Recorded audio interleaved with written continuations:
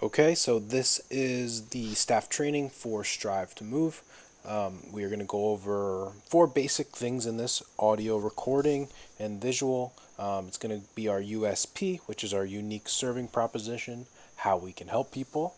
We're going to go over who our perfect patient is, and we'll go into why that's so important for us to know.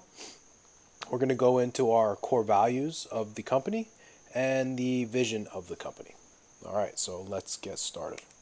Now, so what we want to do is the goal here is to help you understand the who, what, and why of Strive to Move. So who we help, what we're going to do for them, and why we do it. Also, not only who we help, but how we go about doing that, and all the things that encompass the patient experience, the client experience, and our own experience while working. We got to know what we stand for. Strive to Move. We want everybody to be on the same page, even when we're very, very small. If we build the proper foundation, we're going to be much more successful later on. I believe that building that clarity piece so that we all are driving towards the same goal, so that we understand who our perfect client is, so we understand how we're going to help them, is going to help us all in the beginning lay the foundation so that as we grow, we're all going to be moving together in that direction. So, our USP. Typically, in most business conversation, the USP is the unique selling proposition, how we can sell to other people, but we now have renamed that to be a unique serving proposition. So, how we can serve our customers, our client, our patient, and you'll see that throughout.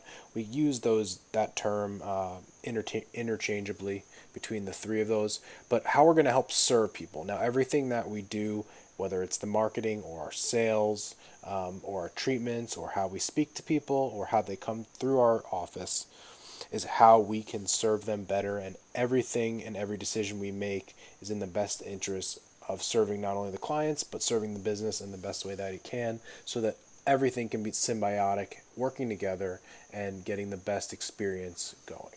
So, if you go on our website, the title of on the website in big bold letters is who we help. So whenever I talk unique serving proposition, basically it's who do we help, and we help active adults and athletes get back to doing what they love, even if they've been told by others to stop. And there's a few variations of this, but in general, that's who we help. So you'll see that most of our clients and patients that come through the doors are active people. They either work out, they play tennis, they work out in a CrossFit gym, they do yoga, Pilates, they do some form of working out, and because they've been injured or they had some issues doing what they love, they haven't been able to do it at their capacity, and they're turning to us in order to get back to doing that. And so our job is to help them.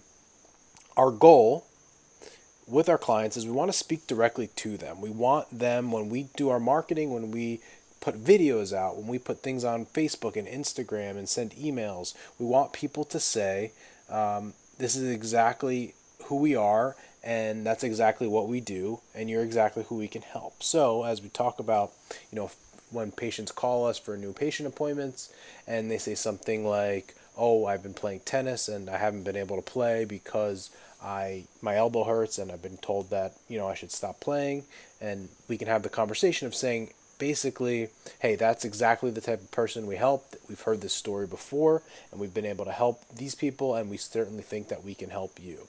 So we're going to be able to do that. The more we can hone in on exactly the type of person that we want to help, the more we're going to be able to customize and tailor that message to them. Okay, And so some we're people going to worry pick up that with if you become playing too all three specific, phases that well. you won't reach enough of the population. And for us, the three phases, instead but of if you think offense, about it, defense, there are enough people in and this special teams world, become in this area, the so to front end, speak, the middle, that and the back end are of active, our that client or are patient fit our experience. customer profile. So we if you just think haven't about doing reached the all of front that. end, So it's going to we be don't need to how go and we market to establish everybody. a We just need relationship to with be the patient the first. So when person they call that us is or going we to call them, serve a or we specific meet population them and at a we'll have marketing more event patients that we can treat. or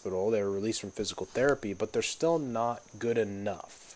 And being that we specifically help those active adults and those athletes, we understand them better than they understand themselves. And we know exactly where they're coming from.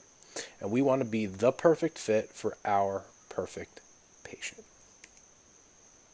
So that segues us into our perfect patient. And we spoke a lot about this already in our USP, because our USP, our unique serving proposition, is who we help, and who we help is our perfect patient. So almost in every business course that I've ever looked into and studied, they always talk about who are you going to speak to. If you had to close your eyes and you had to draw a description in great detail of the exact person you are going to help, who is that person? And the businesses that struggle, the small businesses that struggle, the first answer they say is, oh, we help everyone. Now, we could, in our practice, help everyone. We could help grandma. We could help the pregnancy patient. We could help the patient that's been in a car accident, and we do. We do help them, but that's not how we're going to communicate, and that's not how we're going to market, because we'll get those, but we want to be specific enough that people say, those guys, they're for me. Even though they cost more, even if they're more expensive, even if they're out of the way, they understand me, and that's who's going to help me. And again, we are always going to be working towards attracting our ideal clients. Our perfect patient knows that we understand them because there's a line in marketing that says, people like us do things like this. So that's from a famous marketer named Seth Godin. His famous line is, people like us do things like this. So people like us that work out and exercise and are very, focus on their health do things like this. They go to places like Strive to Move. They do things like this. They take care of their body. They do things like this. They believe that there might be more than just getting out of pain, that getting to that next level. They do things like this. They spend, they pay more attention and they spend more money on their health than the average person. These are people that we understand, and they're going to understand our services. So if we put it in detail, who is our perfect patient? Generally, they're going to be 30 to 60 years old. They're going to do either workout classes, maybe that's at Gabriel Fitness or Game Changer Gym, which is a semi-private model of training where they're going to be in small groups, and they might do CrossFit, or they might play tennis or do yoga. Basically, it's people that are going to invest the time, money, and energy into their exercise. Because people that are going to invest their time, money, and energy into exercise, we are going to understand, because that's what we are as a company. We are the people that help them go back to doing their CrossFit, to doing their yoga, to doing their tennis, to doing their workout classes. We are not going to be the people that are going to say, oh, you want to do CrossFit? You can only go run on a treadmill, or you can only do the elliptical, or maybe you can swim. We get those patients that are told that by the other doctor or therapist. So 30 to 60 years old, they do their workout classes, CrossFit, tennis, yoga. And again, one of their biggest stressors in life, if we really understand where they are in the world, is simply not being able to exercise. So I can count, I can think of many, many patients that come to my office and they are in tears and they're crying with the thought that they might not be able to work out like they did before. They might not be able to go back to their tennis or their CrossFit or their yoga. And again, if we're really starting to understand who this perfect patient is, it's not just about the working out. It's about the community that they've built. It's about the friends that they have, that this is their outlet and this is what they do outside of their work. That they built a community around, and taking that away due to injury, it's throwing their whole world off. So we understand how important this is to them, even though it just seems like, oh, she can't do a pull-up. But to that CrossFit athlete, it's not just about the pull-up. It's about their friends. It's about their identity outside of work. It's about their de-stressing. It's about their body image, about how it's helped change that. A lot of different factors that go into it that are beyond just the basic, just wanting to work out for exercise. One of the other main points, if you see in the bullet, is we need to pull them back rather than push them forward. So this is very, very classic of our patient, and very not classic, for lack of a better term, in a typical practice. So One of the things that I'm fortunate is that I don't generally have to push people into exercise. I generally have to pull people back from exercise. Generally, our patients are not people that need to be more active. We need to save them from themselves. They almost want to be too active. They might not always do the smartest thing because they want to be so active. So we very often have to kind of pull the reins back a little and figure out how to frame things so that we can get people back into doing what they love and the exercise, but in a smart way, in a fashion that they're not going to hurt themselves further. In a typical medical practice or in a chiropractic or physical therapy practice, most doctors or clinicians are begging their patients to do a little bit of exercise, pushing them to go out and take a walk or to join a gym or to do something like that. We don't have that problem in our perfect patient. Our perfect patient is someone that already is exercising and they want any excuse or any way that they can continue to do that. And that's why they're there to see us. So, the final bullet of who our perfect patient is, many times they've tried another physical therapist, they've tried another chiropractor before, but these other people never really understood them. They never really got them. Again, going back to the classic example of going to the patient who's a CrossFitter, they went to the doctor and to the physical therapist, and when they were giving her instructions, basically her instructions were, oh, you should go on the elliptical. Now, maybe that's sound medical advice, and I don't know in that situation, but for this person, this is not what their goals are. And our goal is their goal. Now, again, medically, if we can't get someone back to doing that, that is something, a conversation we have to have. But in many cases, we can put people back to doing the things that they really want to do. We don't want to be the ones to just say, oh, don't do the X anymore, don't do that anymore. We want to help them get back to doing the things that they want. And then on the other end of this is our other perfect patient. As you see in our USP, it's active adults and athletes. So we do treat our fair share of high school, middle school athletes. They are competitive athletes. They generally play at a high level. They play travel teams. Their sports are extremely important to them. And this is someone that they really oftentimes want to go to college, and many times in these situations the parents are just as motivated as their kids, and truthfully sometimes it might be too much, and they're going to value what we can do because we are going to attempt and try as best we can to get them back quickly and efficiently into their season. And so going down this road, we've had many patients that have complained, even athletic trainers that are in high school. They go to see the trainer go and sends them to the doctor, and the doctor immediately tells them that they're out for 4 weeks. And I've seen many of these cases where we've been able to get this person back in 10, 14 days. Now, it doesn't always happen, but there are many times where this athlete didn't need to be out for 4 weeks, but that was just the standard protocol. And when we were able to get a hold of them, we were able to help them much quicker than that. And that really, really helps establish that trust and relationships with the high school athlete. Now, if you think about the high school season, it's really, what is it, 2 to 3 months at most. So 4 weeks, you're missing a third of the season. So in their world, that 4 week off is huge. And again, being that we are athletes, we were athletes, we totally understand this, and we can sympathize and empathize with that patient. We've talked about this already, but we're going to go over it, again and again. People love when we talk specifically to them. So when someone comes in and again they're a CrossFitter and they haven't been able to do X, Y, and Z, we can very often say, hey, you're in the right place. We've seen this person, we've seen this hundreds of times.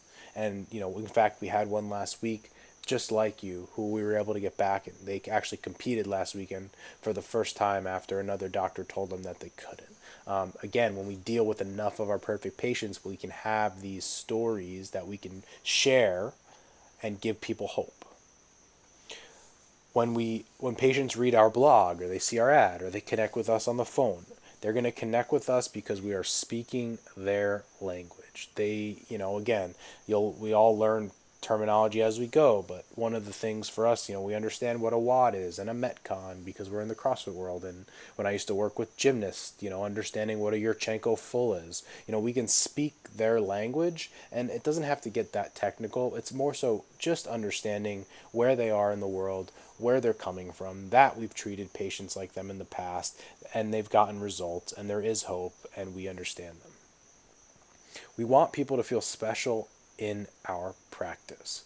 We want their goals in mind, not ours. So again, if you go back to the example of the CrossFitter going to the doctor who told her to go on the elliptical, his goal was just to get her out of pain. Her goal was to go back to CrossFit, not the same goal. If her goal is to go back to CrossFit, our goal is to get her back to CrossFit. So we have to match their goals, and that's extremely important to really understand. All right, now, what I will say about this list to start is that it's evolving. It's something that there are ideas and core values and missions that I really truly believe in, and I realize that these may evolve and change over time. However, they might not, because this is basically the foundation of the company, how it's gone from starting with literally 0 people, 0 patients to treat, and 2 years later at this recording, going from 0 to between 120 and 140 to 50 visits per month.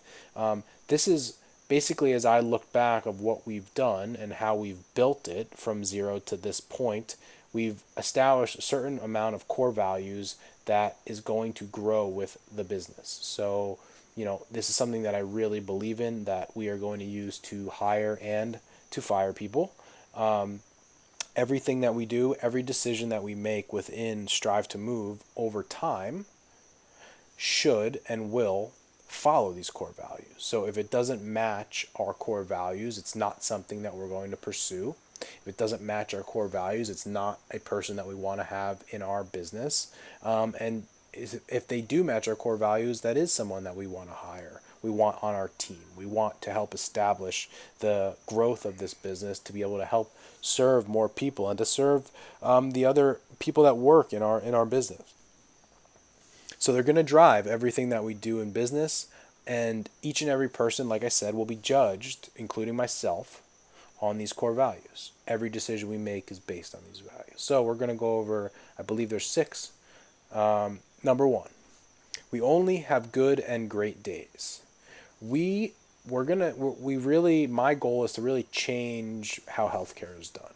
Healthcare around here in this country is typically a terrible experience. You wait a really long time. You don't like going to see the doctor. They're typically miserable. They don't give you the time of day. The environment is very sterile, and it's just not something that people want to be a part of. Now, in our business, we want to change that. We want to be the best part of someone's day. We want to establish the anti-doctor's office. And if I go back to one of the reasons why I went into chiropractic specifically, even though I have a much different practice than when I saw growing up, is because most chiropractors' offices I saw as a kid were doctor's offices, but they didn't feel like it. They were always more friendly. The doctors I saw weren't really in white coats. It was a much better atmosphere where there's patients maybe in the waiting room and they were interacting with one another. And I think that's what drew me to it in the beginning. Now, my goal is to take the experiences that I remember growing up as a kid and take those to the next level. Take those, times 10, times 50. Do things that are uncommon in medical and chiropractic and physical therapy practice. This is not to say that we have good and great days every day, because there are sometimes things go on in life and in our own personal lives that are not great. But if people are coming to see us and they've graced us with their presence and chosen to spend their time, money, energy with us, we owe it to them and to ourselves to have good and great days. And that's it. We can't bring our crap from home into the office. It's just like in sports. Once you step between the white lines, all the stuff goes away. All the other stuff goes away. We want to have good and great days. That's it. And we want our patients to feel that. They want it to be a good environment when they come. We want them to leave there saying, that place was different. I've never seen him have a bad day. I've never seen that staff. They always seem very happy and upbeat. I can't wait to go back. That's something that we really want to establish. Number 2, we strive for a perfect experience. So we might do a good job. We might be growing as a practice. We might have a record month of growth, and we are always going to strive to continue to do it better. We want that patient. We want our staff. We want everything involved in the Strive to Move experience, from our own staff to our patients, to our customers. We are trying to create the perfect experience. So that's a core value and a mission of our practice. We are always going to be looking to make it a more perfect experience. Maybe that's getting coffee in the waiting room. Maybe that's standing up to greet a patient in a certain way. Maybe that's a different email sequence. Maybe that's following up the next day after someone was discharged, or sending someone a birthday card. We are always going to strive for that perfect experience for our patient. And as I hope you heard in that description, that had nothing to do with the actual care. The care is very important. It as important is everything else that goes on, because I truly believe that people will get better results the better that we treat them, the better their experiences with our practice. And that's a core value that we are going to look to create the greatest experience a patient has ever had in a medical office. So always striving for a better patient experience, a perfect experience, always. We want to teach and learn daily. We will educate our patients on the best practices for their lives, from movement to nutrition, to anything else in their experience that we can help them with. We are going to do that. So we are teaching people daily about those type of things. And we also are going to learn almost every day. We're going to teach people how we can help them reach their goals. Basically, if you want to think of our marketing and our sales, you think about it this way, that we're essentially teaching people how we can help them. It changes the sales and marketing conversations. So we are always teaching. Every time someone calls our practice, we are teaching them how we can help. And we ourselves are learning from them what their fears are, what their insecurities are, where their pain points are, and how we can best serve that. We will continue to grow as professionals, whether that's as a doctor or whether that's as a front desk, a customer service, a marketing. We will always be growing and learning so that we can improve the overall experience at the practice. And something else as a teaching and learning, what was one of the things that you'll learn about me is that I am always looking outside of the chiropractic profession to bring new ways of doing business. I respect the profession very much, but I also know that we can often look at other businesses, whether that's something from Starbucks or something from one of my friends that owns a gym, or another customer service based business, Ritz-Carlton, whatever. Any of these businesses that have been able to learn how to do customer service and create that better client experience, we will look to teach and to learn every single day. We will seek out that in order to improve our own practice. So one of my favorite quotes and sayings of all time is that one of the best ways to be, and I truly believe this, is to have strong opinions that are loosely held. So when you have an opinion on something, we want it to be strong. We want you to go all out. We want you to defend your opinion, and we want that to be something that you hold on to until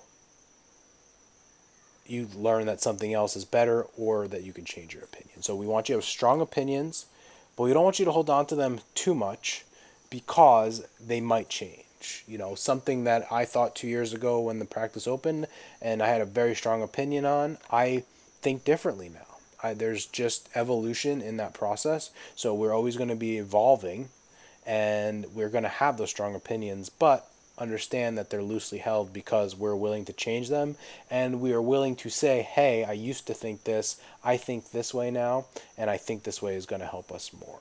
We're not going to be afraid to change when a better way comes, and we will not be stuck in our ways. People first, patient second. Very, very important. This core value is can be, we can look at it very much from a new patient phone call. The patient calls and says, do you take my insurance? And we say, what insurance do you have? And they say Blue Cross Blue Shield, and we say no. That is treating someone as a patient first and a person second. Because the patient, that's about their insurance, that's all about that conversation, and that's how that conversation goes. If we are this core value of people first, patient second, that same conversation, if they call up and say, do you take my insurance? We say, hey, I just didn't catch your name. Can you tell me your name? Oh, my name is Sam. Hi, Sam.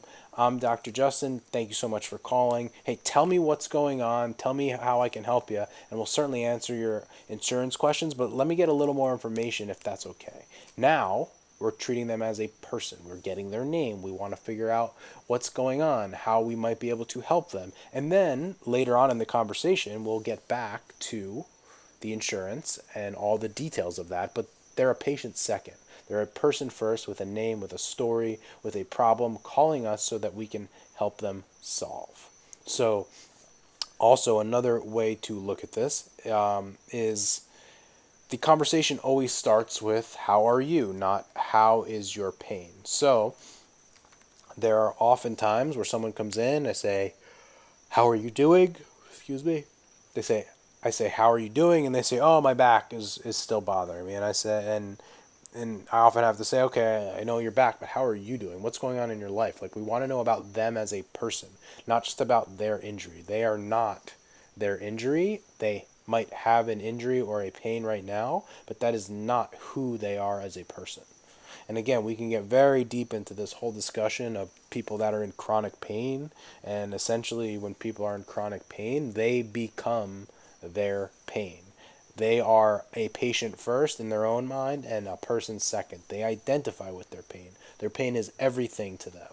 And we have to switch that and turn that around and ask them about them. Ask them about how they are, how their kids are, what vacations they have planned, how their weekend was. All these other things that treats people like people first. All right, so I got this from football. This is a football phrase. In football, you have an offense, you have a defense, then you have a special teams, which does kicking and, field goals and punts and all that type of stuff. So they call it 3 phases of the game. So you have the offense, the defense, and the special teams. And when teams are winning,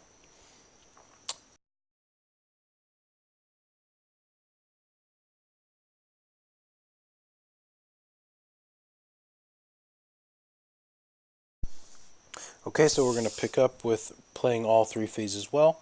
And for us, the 3 phases, instead of offense, defense, and special teams, become the front end, the middle, and the back end of our client or patient experience. So if you think about doing the front end, it's going to be how we establish a relationship with a patient first. So when they call us, or we call them, or we meet them at a marketing event, or they see an ad of ours and we start conversing with them on Facebook, all the way up to how we greet the patients when they come into our office. Do we take their coat? Do we offer them water, coffee? All these different types of things. That's our front end experience.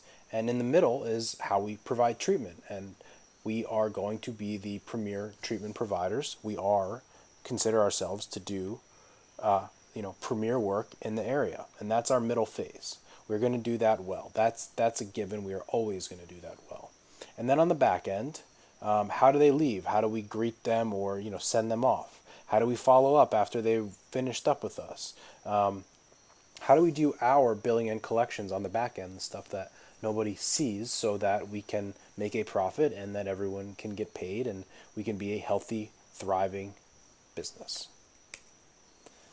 All right, so quickly on the vision of our company, where we are going. So, one of the places that I want to take Strive to Move is I want to be the leader in the local market for active adults and athletes who seek care for injury. So, I don't want this to be a national brand. That's not something that is important to me.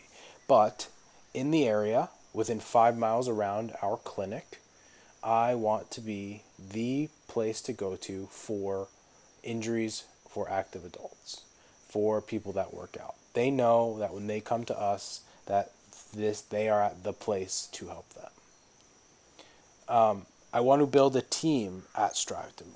I want to build something that this is what our staff and our team is going to be a part of, something that is going to be bigger than ourselves. One of the reasons why I started my own business and why I left my former job was simply because of this. I wanted to build something that is bigger than just me. I don't want it to be about me as the rock star treating the patients and that everyone wants to come see. I would much rather have a clinic and a business that revolves around people wanting to come and speak to our customer service and sit out with our front desk and have a cup of coffee with them, and then see another one of our physical therapists, chiropractors, acupuncturists, massage therapists, whoever else we hire, that they are the rock stars. This is not a me business, this is a team business. We want to change people's expectations in healthcare. We spoke about this before, about playing all three phases of the game well and doing all those type of things.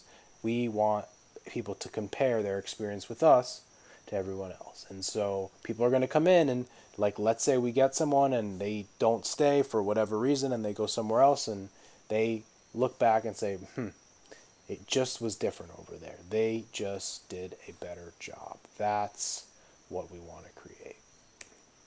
So if you have any questions, please ask. Please ask for clarification.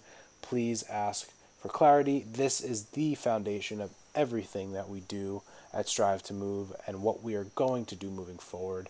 And I'm super excited to have you here on board, and I look forward to working with you. Please feel free to comment or ask questions on this. Thanks.